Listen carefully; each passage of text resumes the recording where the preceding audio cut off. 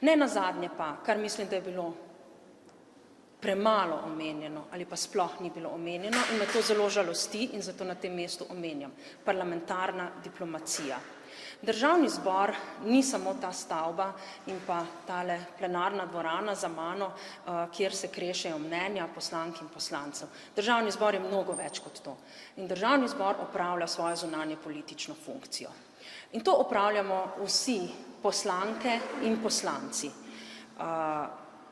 Vsi so vključeni v skupine prijateljstva, delujejo v odborih, konkretno recimo odboru za zunanjo politiko in tudi sama kot predsednica Državnega zbora sem opravila številne mednarodne aktivnosti.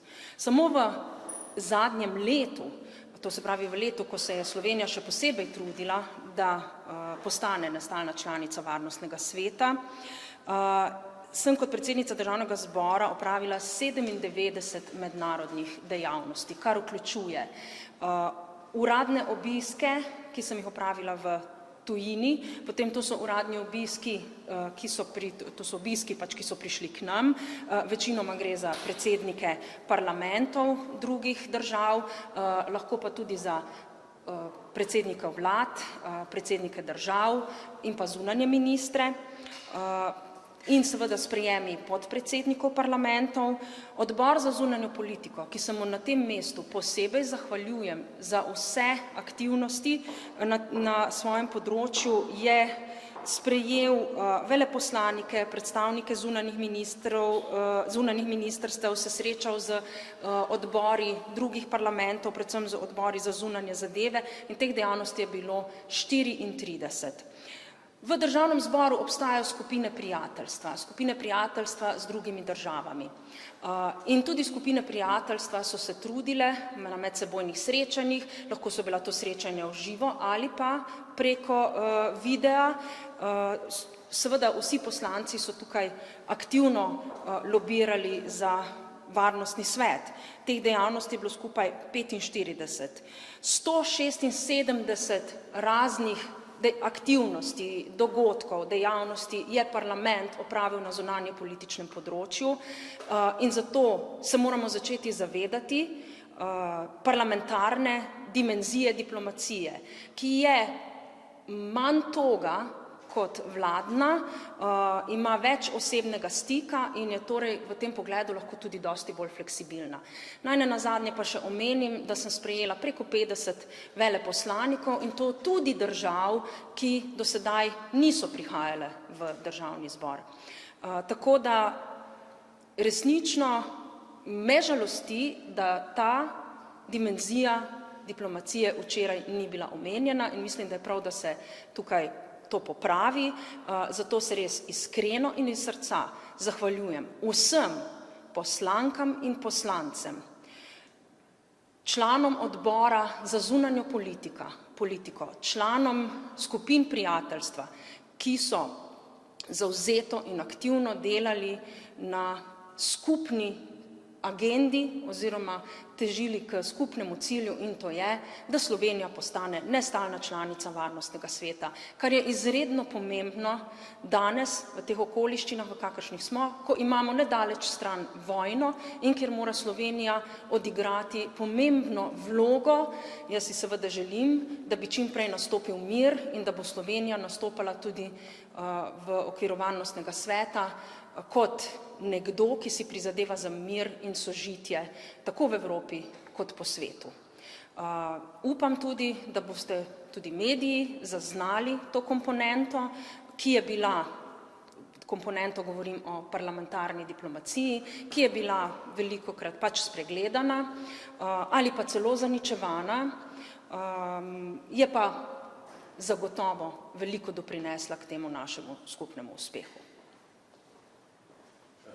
Ena od aktivnosti parlamentarne demokracije, ki je precej... Diplomacije.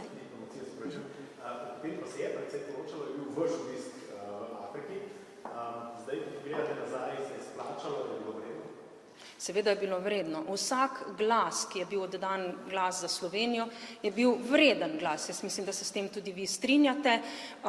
Žal pa so mediji poročali o popolnoma drugih stvareh, o stvareh, ki niso sploh pomembne za Slovenijo, ker so bile popolnoma zasebne narave, namesto da bi se osredotočali na uradne obiske, ki so bili opravljeni v teh državah, bili so opravljeni na najvišjem nivoju in jaz verjamem, da je sedaj Slovenija v Afriki poznana kot država, ki je pomemben igralec na mednarodnem parketu. Poglejte, z Ruando trenutno precej delamo in sicer ustanavlja se skupina gospodarstvenikov, ki naj bi šla v Ruando, ker bi začeli krepiti gospodarske vezi.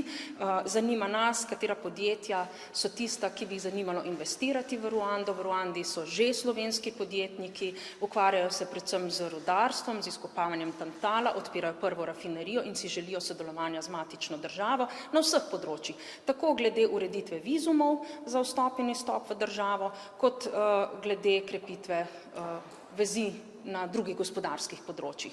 Tako da tukaj se intenzivno dela. Prav tako smo pa za Ugando, ki je pač drugačna država, čeprav sta to sosednji državi, že navezali stike na tistem področju, kjer je Uganda močna oziroma kjer lahko kaj ponudi. To pa je znanje iz, bom rekla tako, wildlife, to je pač divje živali, tam se zelo trudijo za zaščito teh živali, da rešujejo živali pred nelegalnimi trgovci in jih vračajo v naravo in si želijo sodelovanja z recimo podobnimi inštitucijami, kot je njihov center za rehabilitacijo. To so v Evropi večinoma živalski vrtovi in smo že navezali stik tudi z ljubljanskim živalskim vrtom. Tako da vsakršno delovanje, ki pripomore k temu, da je Slovenija vidna in mora postati vidna, tudi v Afriki mora postati vidna, je dobrodošlo in dobro. Ker, veste, jaz mislim, da je Afrika kontinent prihodnosti. In ne smemo je spregledati, moramo pa biti prisotni na spoštljiv način, to pomeni, da se zavedamo, da je Afrika drugačen kontinent, da ima drugačno zgodovino, drugačno kulturo, da so ljudje drugačni, morda imajo tudi drugačne vrednote in moramo tja pristopati z vso spoštljivostjo, zato da bomo imeli vsi čim več od tega sodelovanja.